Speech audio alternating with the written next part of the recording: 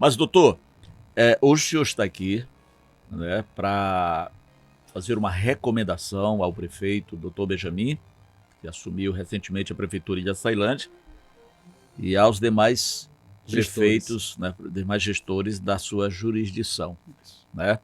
E nós vamos falar exatamente sobre nepotismo. Mas antes, né, de falarmos especificamente do município de Açailândia e dos municípios da região, eu gostaria de entender um pouco, eu acho que as pessoas mais leigas também gostariam de entender, o que é de fato o nepotismo. Porque quando nós conversamos por telefone, eu fui fazer uma pesquisa e vi que o nepotismo não é qualificado ainda como crime, não é? Mas é mais imoral do que criminal, é isso mesmo, doutor? Isso, na verdade, Jorge, antigamente a gente tentava dar uma moralidade, né, no serviço público por meio dos princípios, né, o princípio da moralidade e da eficiência. Nós sabemos que a gente vive numa democracia que ainda é muito jovem, né, de 88 para cá, e nós nos deparamos, né, por muitos anos, né, e continuamos nos deparar com gestores que muitas vezes utilizam o serviço público, né, para colocar familiares, amigos, apoiadores políticos, apaniguados, às vezes pessoas que sequer trabalham. É uma prática que o Ministério Público batalha desde 88 na Constituição Federal. E não existia, né, um verbete, não existia uma lei específica sobre isso, até que o STF, né, com o poder, né, que tem de editar súmulas vinculantes, súmula vinculante é como se fosse uma ordem com força de lei, não é uma lei, mas tem força de lei, editou uma súmula vinculante proibindo, né, que gestores pudessem nomear parentes e aderentes, né, daqui a pouco nós vamos falar especificadamente quem tá proibido, assim como também de outros servidores que possuem, né, dentro da administração pública, poder de assessoria, de gestão, né, e outros comandos dentro do município, a fim de que a eficiência do serviço público ela seja levada em consideração, porque aqui a gente está tratando de coisa pública. Além também da moralidade, né? Aqui não é uma empresa privada, né? As gestões da administração pública são gestões que são para todos nós. Então não é um local onde a gente deve escolher os servidores comissionados, os contratados, a fim de dar uma retribuição de um apoio político ou retribuição porque é meu parente. Existem outros fatores republicanos, né, que a Constituição escolhe para que as pessoas sejam nomeadas, né? O principal deles é o concurso público, né? Nós batalhamos aqui no Ministério Público há muito tempo pelos concursos públicos. As pessoas sabem aí quanto é difícil as nomeações. Primeiro é difícil convencer o gestor que faça concurso, depois que o concurso seja homologado e depois que as pessoas sejam nomeadas. Eu sei que muitos ainda estão, inclusive, esperando, né? Nós temos muita denúncia de pessoas que são preteridas, que tem lá a vaga do concurso e às vezes é ocupado por seletivado, que é uma forma republicana também, mas não é, né, a ideal como é o concurso público, e às vezes mesmo por contratos. Então o que a gente vem hoje, de forma pedagógica, aproveitando o início da gestão do prefeito Benjamin, mas também o início, né, de outras gestões nos municípios do entorno, inclusive de Tinga, a qual eu respondo, é tentar, né, educar os gestores de que isso é uma prática ilegal e que deve ser perseguido também pelo gestor, sob pena dele responder conjuntamente com quem foi nomeado. Então nós estamos hoje... Improbidade. Isso, improbidade administrativa. Hoje, na lei de improbidade, existe um verbete específico, né, caracterizando isso como improbidade.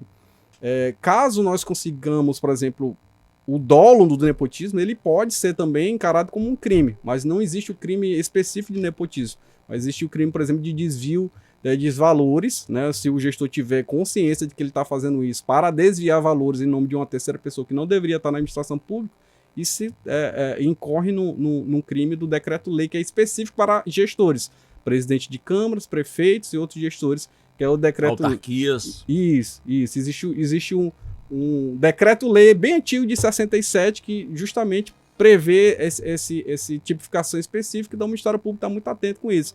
Mas eu tenho certeza que os gestores, tanto daqui como de São Francisco do Brejão, Cidelândia e Itinga, que também eu vou editar essa mesma essa mesma recomendação, não tem nenhum interesse em manter. Muitas vezes são pressionados por conta dos acordos políticos. Muitas vezes, né? no meio, muita gente ao mesmo tempo e não faz aquele procedimento preliminar. Então, nós estamos dando a oportunidade justamente para que seja corrigido.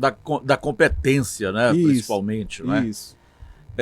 Doutor, quais são os tipos de nepotismo, os mais contundentes, né, que o senhor visualiza? Existe um nepotismo direto, em que o prefeito muitas vezes nomeia um parente, né? É muito comum, inclusive em Açailândia, na gestão passada, a gente teve a oportunidade de recomendar para o prefeito Aloysio, que na oportunidade tinha contratado a sua filha recém-formada, né? E a gente recomendou, né? Embora a gente saiba da dificuldade que é contratar médico, que queira trabalhar aqui de segunda a sexta, que possa cuidar do seu povo, mas é um comando que é legal, que não pode. Né? Naquela oportunidade a gente teve a oportunidade de discutir com a procuradoria, né? Que aquilo não era legal, que a gente estava recomendando, né? Que fosse retificado isso, e acabou-se que a administração, como a maioria das recomendações, eles atenderam, né, e foi corrigido. Né? Não houve ação, não houve nada, porque a intenção do Ministério Público é justamente essa. Esse é o nepotismo direto. É o nepotismo direto. A contratação, doutor, da esposa ou do esposo, né, no caso de Tinga, que é uma prefeita lá, sim. Né? Para assumir cargos primeiro escalão ou segundo escalão. Isso é considerado nepotismo também? No caso de nomeação para cargos políticos, né, existe uma exceção na súmula vinculante, né, que não está prevista na letra da súmula vinculante, mas depois alguns precedentes, os próprios ministros acabaram, vamos dizer, limitando o alcance, permitindo que os gestores pudessem nomear, né, para o primeiro escalão, que é aqueles de cargo com status político, pessoas que tivessem, então, essa possibilidade de ser parente, desde que tivesse competência e experiência para tal munus público. Né? Não adianta botar minha esposa, né, para administrar uma secretaria de saúde se ela é formada em economia. Né? Tem que ter pelo menos uma experiência ou pelo menos um nível técnico que possa reger aquela gestão daquela pasta. Então, existe essa especificidade em relação ao cargo político, né? Por exemplo, nós estamos aqui, cargo político são os secretários, para que a população entenda. Quem são os cargos políticos, doutor Denis? Os cargos de secretário político, podemos dizer também o presidente do IPSEMA, o diretor do SAAI, são cargos de status político. Os demais, né, do subsecretário para baixo, todos eles são cargo técnico de assessoria, né, ou de assessoramento. Então, esses aí, eles têm que obedecer o verbete da súmula vinculante 13 do STF, que proíbe que parentes em linha reta ou colateral, né, inclusive do nomeante, assim como também de outro servidor que já ocupe cargo de comissão ou função gratificada, que fique proibido, né, de ter uma nomeação para a administração pública. Isso vale tanto para o executivo, né, para o legislativo, assim como todas as autarquias e fundações públicas do município, ou seja, a administração pública no geral. No geral. Esse é o nepotismo direto. Isso. E o nepotismo cruzado, qual é esse aí? O nepotismo cruzado é quando nós temos, por exemplo, um gestor que tem vamos dizer, o poder sobre um determinado setor da administração pública, por exemplo, executivo, e ele nomeia parentes, por exemplo, de pessoas de um outro poder, que é do legislativo, e lá no legislativo também tem a nomeação dos parentes do executivo. Então, a gente chama de nepotismo cruzado. Não necessariamente precisa ter nomeação nas duas partes, né? Basta que haja um nepotismo por exemplo, a nomeação de um parente de um vereador, né, pelo executivo. Não é preciso que haja essa contrapartida no outro poder, porque isso já incorre, por exemplo, em nepotismo cruzado, algo que foi reconhecido, inclusive, recentemente aqui em Imperatriz. Doutora Glaucia, inclusive, ajuizou essa ação lá em Imperatriz. Nós temos esse precedente. Então, aqui nós vamos cobrar também isso, porque a gente já tem esse precedente, inclusive no Tribunal de Justiça, né, que reconheceu que existe a possibilidade desse nepotismo cruzado, com a nomeação de parentes de vereador, que cai entre nós. Né? Existe uma população de 107 mil habitantes, tenho certeza absoluta que tem muita gente aqui em Açailândia com competência, com possibilidade de ajudar a administração pública em cargos comissionados e em função gratificada. Não, a gente não precisa nomear parente de vereadores, de presidente de Câmara, de SAAI, nem de apaniguado político, para poder fazer o que é melhor para Açailândia. Então, é isso que o Ministério Público hoje recomenda, né, que os gestores tenham cautela nessas nomeações. Nós não vamos ajuizar ação contra ninguém ainda, vamos fazer esse papel aqui pedagógico, né, de recomendar que o prefeito, no prazo de 10 dias, requeira de todos os nomeados, né, em 2025, ou seja, da nova gestão dele, uma declaração de que as pessoas não têm parentesco com ninguém da administração pública. Aqueles que assinarem, né, ou realmente Sim. não têm, ou tá incorrendo o risco aí de responder por uma falsidade ideológica, de colocar uma informação falsa. E posteriormente o Ministério Público, recebendo a denúncia, poderá então ajuizar ação criminal por falsidade ideológica, ação de improbidade administrativa contra essa pessoa, né, e livrando o gestor, né, porque ele pediu a declaração e a pessoa assinou dizendo que não tem, então essa pessoa está assumindo o risco sozinho, sem o gestor, né, de responder por todas essas questões.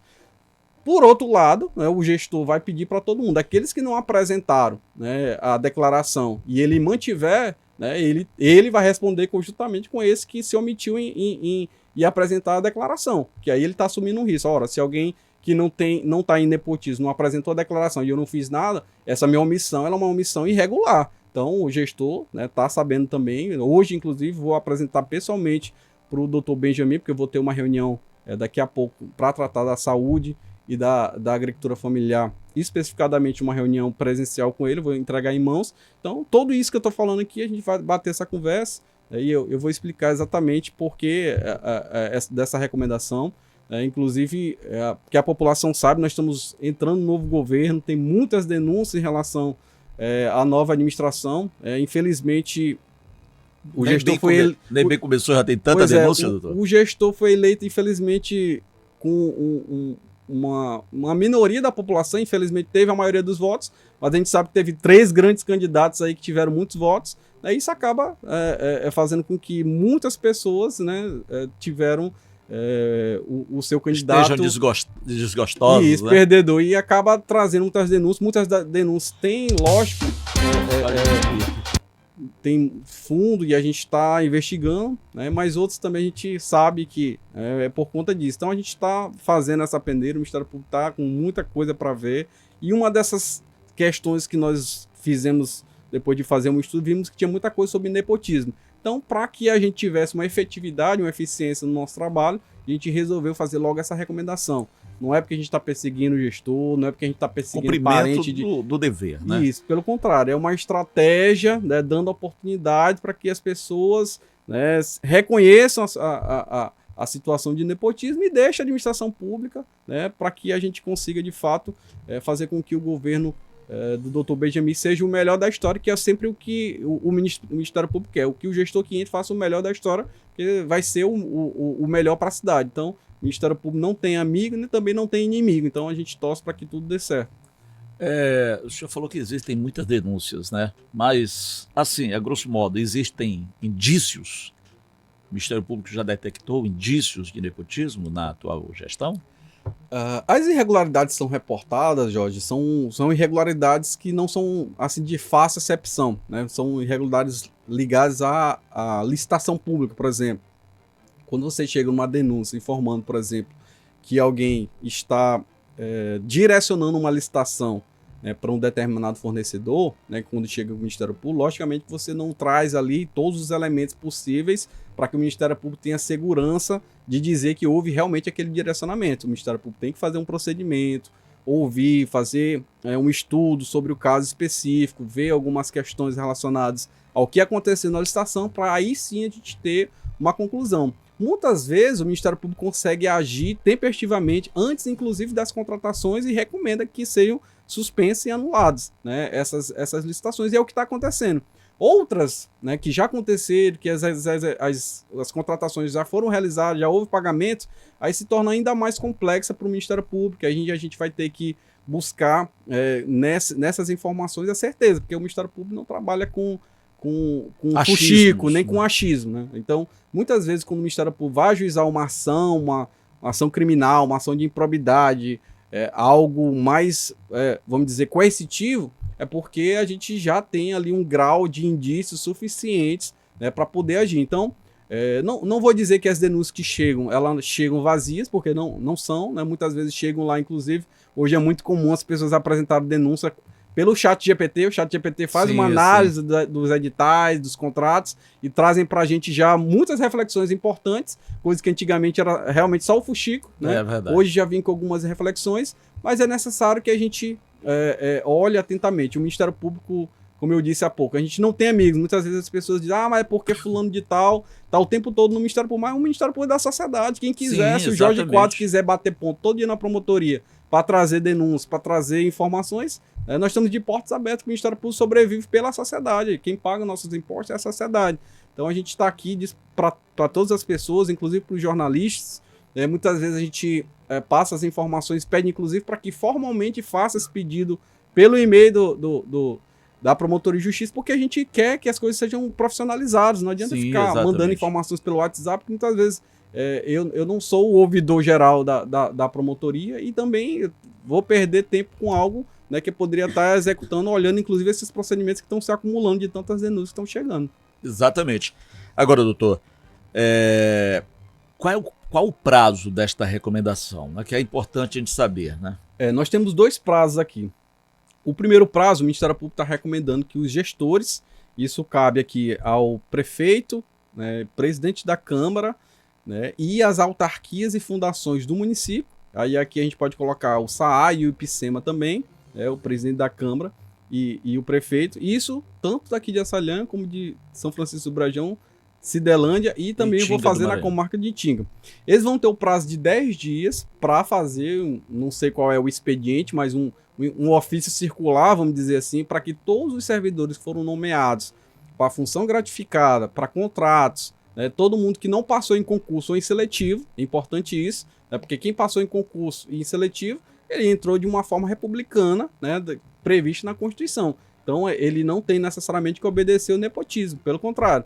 Se 3 irmãos passaram cada um deles num concurso para um cargo, eles fizeram por merecer cada um deles de forma individual. Então esses não estão sobre a análise do nepotismo. Mas se você tem um cargo comissionado, né, que é um cargo comissionado, alguém que está ocupando uma assessoria especial, alguém que tem um cargo de gestão, de assessoramento, essas pessoas eles vão ter um prazo de 10 dias para apresentar uma declaração, que a gente até faz aqui um modelinho. Sim, tem um modelinho.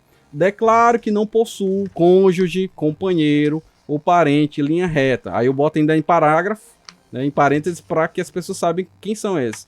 Pais, avós, bisavós, filhos, netos, bisnetos, ou colateral, irmãos, tios, sobrinhos, ou por afinidades, os casados com esses parentes acima citados, até o 3º grau, né, que são justamente esses que foram citados. Inclusive da autoridade nomeante ou de servidor da mesma pessoa jurídica investida em cargo de direção, chefia ou assessoramento, para o exercício de cargo em comissão ou de confiança, ou ainda de função gratificada na administração pública direta e indireta, incluída a Câmara de Vereadores local, em violação à Constituição. Então a pessoa vai assinar essa declaração. Se tiver parente, eu sei que meu tio tem um cargo comissionado, então eu já não posso. Eu tenho um primo que é diretor de alguma coisa, então eu já não posso. Então as pessoas têm que fazer essa análise de consciência, assinar a declaração. Por quê? Porque amanhã chegou uma denúncia de que algum servidor que foi nomeado em 2025 sabia que tinha um parente que já ocupava uma função gratificada, essa pessoa está colocando nessa declaração uma informação falsa e pode responder criminalmente por falsidade ideológica. E da mesma forma por improbidade administrativa. E nesse caso, inclusive, vai ter que devolver o dinheiro todo, porque aqui já é... Com juros e correções. Já é má-fé e dolo. Né? Uma coisa é você não ser avisado de que aquilo é errado. Outra coisa é você já ter sido avisado pela essa recomendação aqui e incorrer nessa irregularidade. O que acontece muito, doutor, inclusive nessa pesquisa que eu fiz, quando eu falo do nepotismo cruzado, é a questão, por exemplo, o secretário A, que não emprega seus parentes na sua secretaria, mas indica para que sejam empregados, contratados em outra secretaria. Né? Existe essa possibilidade aqui também? Não? Nesse caso ainda é direto, porque a gente está falando da mesma pessoa jurídica. Né? O executivo aí, as secretarias, no final das contas, todo mundo que é nomeado é pelo prefeito. Pelo prefeito. Já quando a gente fala do SAAI, já é diferente. Né? Já é um outro gestor, né? Já é uma autarquia. Então vamos dizer que o cruzado seria, eu sou o secretário de X, né? Pasta X. Né? E aí eu tenho alguns parentes, não vou botar aqui porque vai ser nepotismo. Então eu vou falar lá com o diretor do SAAI para botar meus parentes lá, né? Nomeia lá e aí eventualmente eu faço alguma concessão para ele aqui na minha secretaria quando for a oportunidade. Então essa nomeação lá, ela é chamada de nepotismo cruzado, porque você não está botando aqui no executivo, mas você está botando uma autarquia. Né? Que é o SAAI lá ou no IPSEMA. Enfim, esse é o nepotismo cruzado. Então tudo isso, quando o servidor for assinar a declaração, ela tem que pensar na administração como um todo, né? E aqui a gente nem está falando do Estado, está falando só da administração pública municipal, né? Ainda é possível esse nepotismo, considerando também a questão do Estado. Isso aqui é mais complexo para, né, a gente analisar, porque aí é uma infinidade de pessoas. A gente está analisando a situação específica do município de Açailândia, né? Muito Assim bem. como dos outros demais municípios. Tá, então são 10 dias. 10 dias para apresentar essa declaração, declaração. e aí o prefeito terá 30 dias para mandar todas essas declarações para o Ministério Público.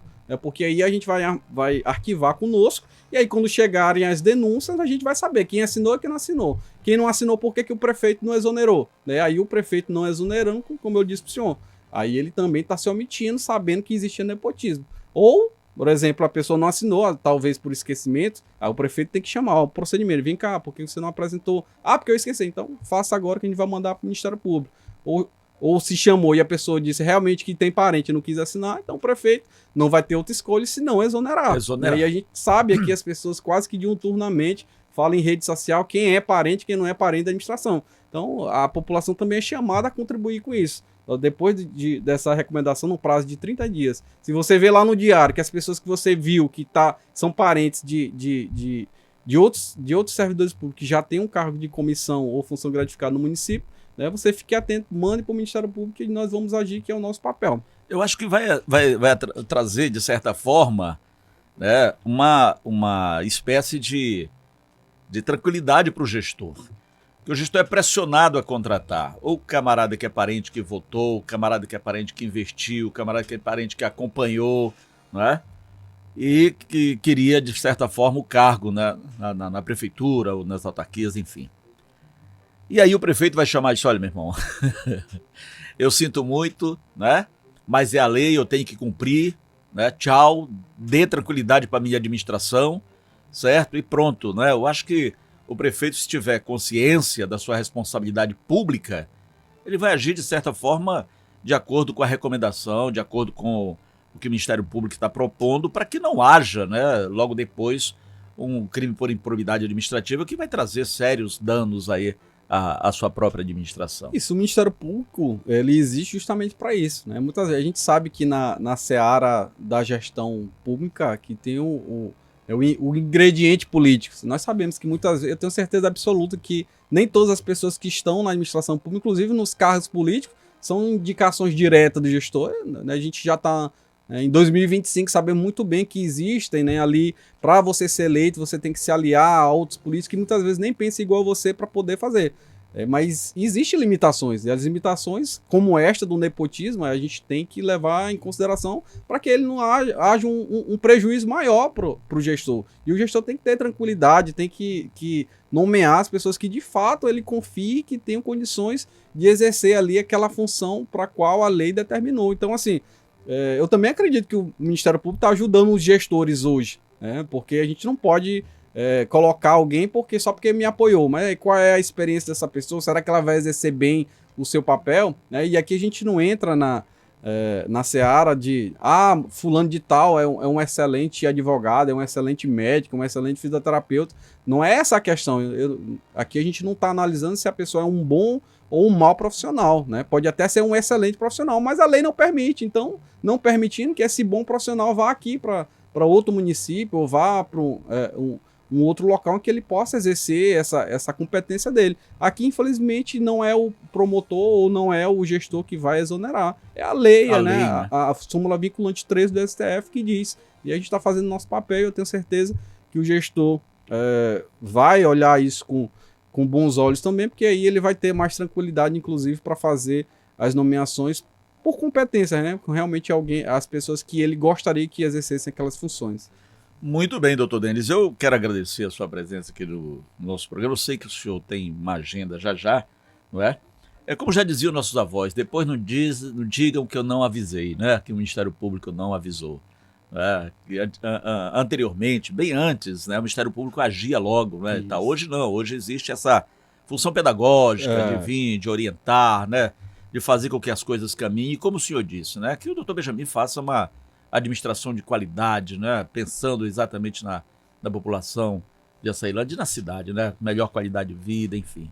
Essa mudança de postura, né, em relação, inclusive, né, nós estamos nessa transição ainda, muitas vezes o Ministério Público é criticado. Aqui mesmo em Açailândia eu já fui chamado até de Jesus Cristo, né, porque, né, perdoava as pessoas, mas na verdade não é essa a questão. O Ministério Público, nós trabalhamos hoje, né, com eficiência. Não adianta nada eu ajuizar uma ação que em 10 anos não vai ser julgado e aquele dinheiro não vai voltar, e muitas vezes aquele eventual crime prescreve, ou aquela improbidade administrativa, os indícios já ficam muito difíceis de provar. É muito melhor o Ministério Público agir preventivamente, pedagogicamente, retificar que, logicamente, não sendo corrigidos e não sendo aquela irregularidade sanada, o Ministério Público tem a obrigação de ir com toda a força que a Constituição dá a ele nas ações e eventuais representações, né, que estão à nossa disposição. Mas à medida que é possível a gente conseguir hoje frear uma irregularidade aqui, logo, há poucos dias da ciência, é muito mais benéfico para a sociedade, né, que a gente consiga retificar essa questão do que jogar para um terceiro resolver, que é o Poder Judiciário, que a gente sabe que está abarrotado. Né? Não é que o Poder Judiciário seja ruim, não é que lá os juízes não queiram, mas é que a gente sabe, a gente vai no fórum, quantas audiências tem por dia, quantos processos chegam, quantas pessoas têm interesse para serem resolvidos, e a gente não pode levar uma coisa tão importante como são os interesses da administração pública para o judiciário resolver tudo. Então a gente vai levar aquilo realmente que não é possível resolver. Então o Ministério Público tem esses instrumentos aqui. Nós hoje conversamos mais, né? A gente vai mais em rádios, vai mais em reuniões, justamente para isso, tentar resolver. O Ministério Público vai resolver tudo? Acho que eu sou até repito isso quase que diariamente. O Ministério Público não consegue resolver nada sozinho. Nós precisamos da sociedade. É a sociedade que tem um poder. Nem o prefeito, nem o Ministério Público, nem o Congresso, nem o presidente resolve nada sozinho. O maior poder está com o povo. Se você fiscalizar, fizer o seu papel como fiscal ali dos direitos que estão à sua disposição, que muitas vezes são negligenciados, você agir tempestivamente, a gente vai conseguir um município melhor, um estado melhor e um país melhor. O problema é que muitas vezes as pessoas deixam de fazer o que é previsto na Constituição, nas leis, para ficar em rede social, né, reclamando lá na rede social. E eu até digo, eu não tenho rede social, eu não tenho Instagram, né? E já estou para cancelar meu WhatsApp, porque as pessoas usam meu WhatsApp como ouvidoria. Então, não é essa a questão. Você tem que procurar os canais adequados para fazer as denúncias com as provas e o indício que você conseguir. A gente já tem muitas pessoas aqui no município de Açailândia que tem essa cultura, inclusive bastante debandística, como eu falei para vocês, de trazer muitas demandas. As demandas trazem para o Ministério Público uma sobrecarga de trabalho, mas é o nosso mistério. Nós vamos ver cada uma das denúncias, talvez a gente não consiga dar a resposta de forma tempestiva para resolver tudo, mas pelo menos nós vamos trazer para discussão junto com a administração pública. E até aqui, doutor Benjamin, assim como foi, né, o prefeito também, a Luiz, sempre abriram as portas do Ministério Público para a gente conversar, inclusive sobre essas irregularidades, e muitas delas, a maioria delas, na verdade, foram retificadas a tempo. Logicamente que o Ministério Público não consegue agir rápido em todas as demandas, e até peço para a população que também olhem para o Tribunal de Contas do Estado, olhem para a Câmara de Vereadores, olhem para a Corregedoria Geral do Estado, da União, também são órgãos de controle que precisam fazer, todo mundo precisa fazer seu papel. Muitas vezes, até dentro do jornalismo mesmo, tudo é o Ministério Público. Tudo que acontece de errado é porque o Ministério Público não agiu. Mas o Ministério Público que é uma instituição dentre várias outras que tem esse poder fiscalizatório. E todos nós temos que nos unir. E eu acho que hoje a gente já tem aí uma bagagem grande aí de uma democracia de muitos anos, e saber que o Ministério Público ele tem muito poder, mas esse poder tem que ser exercido com responsabilidade, mais do que isso, com informações que só o cidadão tem, só o cidadão sabe que tem um buraco na frente da sua casa, que um posto, um médico não vai, que a criança é liberada às 9h30 da manhã porque não tem merenda. Essas informações elas são muito preciosas, né? Então a fiscalização da administração pública ele perpassa pela união de todas as instituições. E para finalizar, Jorge, eu queria só dizer que mais tarde, inclusive, nesse caminho ainda, nesse princípio que o Ministério Público tem hoje, nós vamos ter uma reunião com o prefeito Benjamin para tratar sobre as residências terapêuticas. São residências para receber pessoas que saem lá do CAPS AD 3, às vezes, que tem um prazo pequeno de internação. As pessoas ainda precisam de um tratamento, de um acompanhamento a longo prazo, para que realmente possam usar os medicamentos, para que tenha ali a terapia adequada. E o município ele evoluiu muito com o CAPS AD3, mas infelizmente a gente está sentindo falta desse equipamento público que é residência terapêutica, um local onde as pessoas, né, possam ainda ter ainda esse acompanhamento, e eu tenho certeza que o prefeito Benjamin vai ouvir essa demanda e vai nos atender. E ainda nós temos uma reunião posterior também com o prefeito Benjamin para tratar sobre a agricultura familiar. Nós tivemos uma audiência Posso pública. aumentar a sua agenda aí, doutor? Pode. Falar com o doutor Benjamin sobre a vacância que há na Secretaria de Assistência Social. Isso, né, que até este momento não foi contratado, nem não foi. Hoje é o doutor nomeado. Wellington, né? O doutor Wellington, que é procurador Isso. da República. O senhor estava falando da questão da competência técnica, né? Isso. A gente sabe, doutor, não estou aqui falando da falta de competência em hipótese alguma, mas o doutor Wellington, como procurador do município, não é?